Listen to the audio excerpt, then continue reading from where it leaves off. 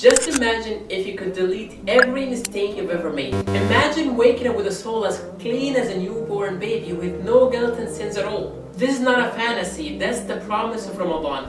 We often treat Ramadan as a cultural event. The food, the gathering, the vibes. But the Prophet Muhammad, Allah's peace and blessings be upon him, gave us the formula that it changes everything. He said, من صام رمضان إيمانا واحتسابا غفر له ما تقدم من ذنبه ومن قام رمضان إيمانا واحتسابا غفر له ما تقدم من ذنبه.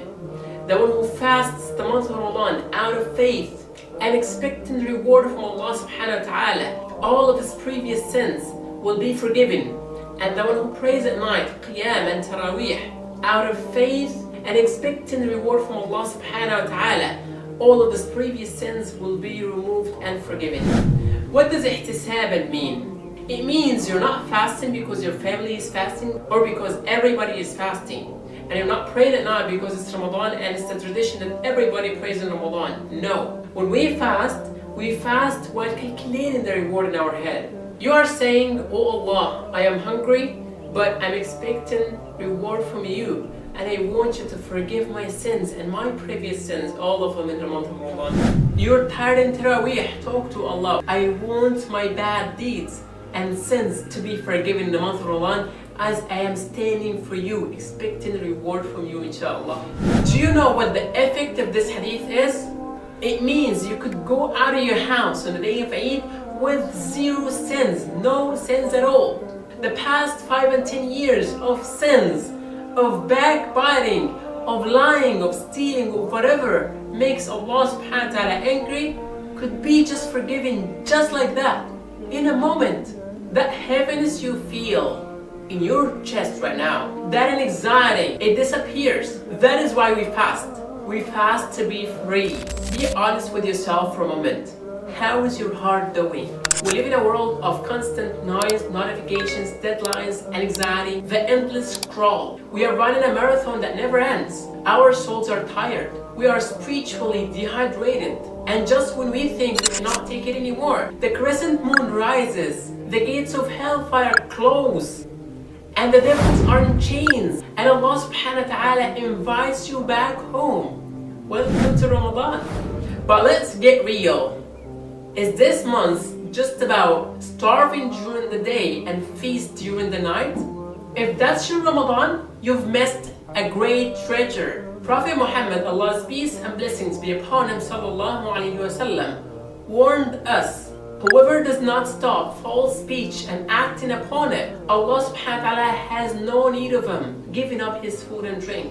Fasting is a discipline. It is telling your body you're not in control anymore. If you can say no to water, which is halal, you can definitely say no to haram. Say no to cheating. Say no to backbiting. Say no to lying, to stealing. Say no to everything that makes Allah subhanahu wa ta'ala angry.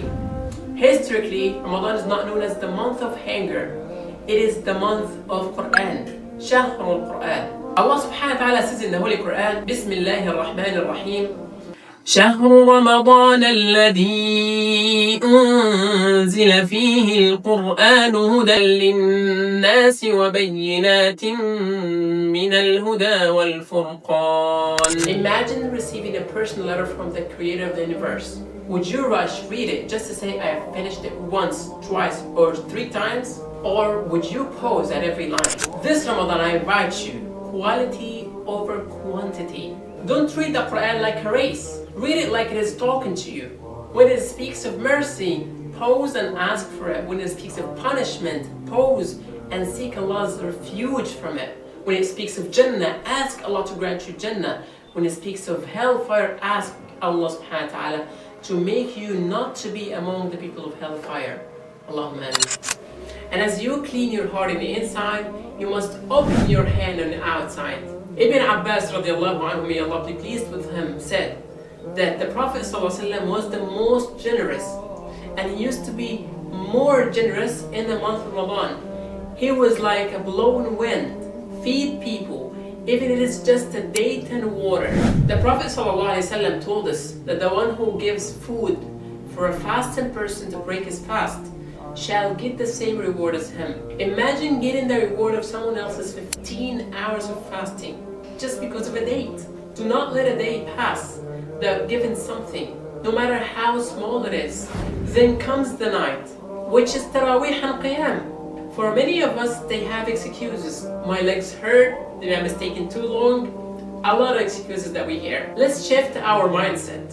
This is your private audience with the King of Kings, Allah subhanahu wa ta'ala. The world is sleeping, but you are standing for Him. One prostration in the depth of the night can fix what is broken in the soul. Complain to Allah subhanahu wa ta'ala about your worries, your debts, your pain, whatever makes you sad. Complain to Allah and ask Allah subhanahu wa ta'ala to remove it from you.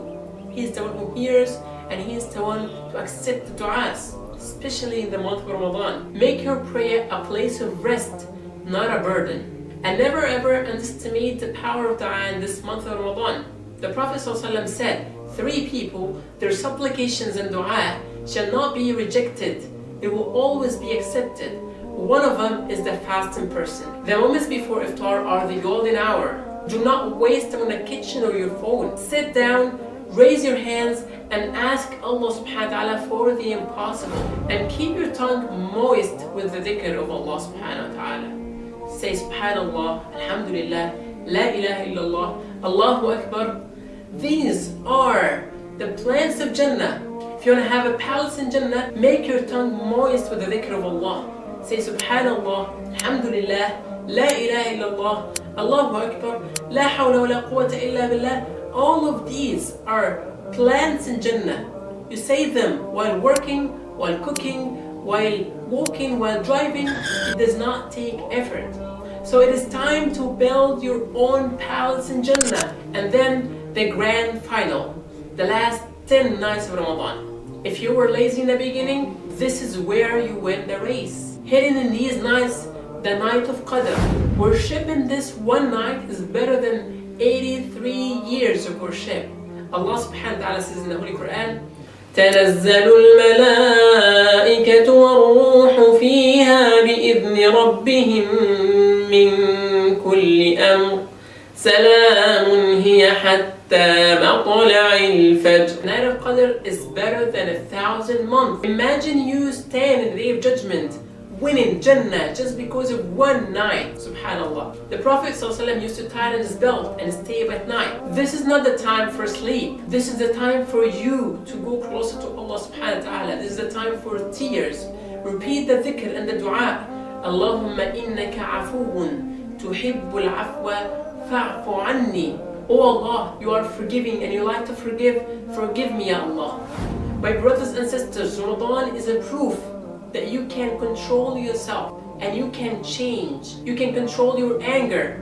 You can lower your gaze. You can be disciplined. Don't let this be another Ramadan that comes and goes.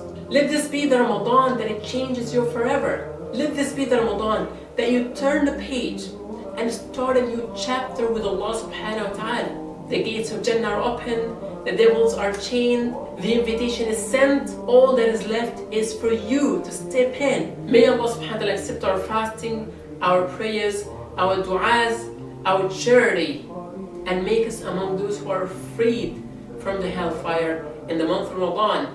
Allahumma ameen ya Rabbil Alameen. Ramadan Mubarak to all of you. Assalamu alaikum.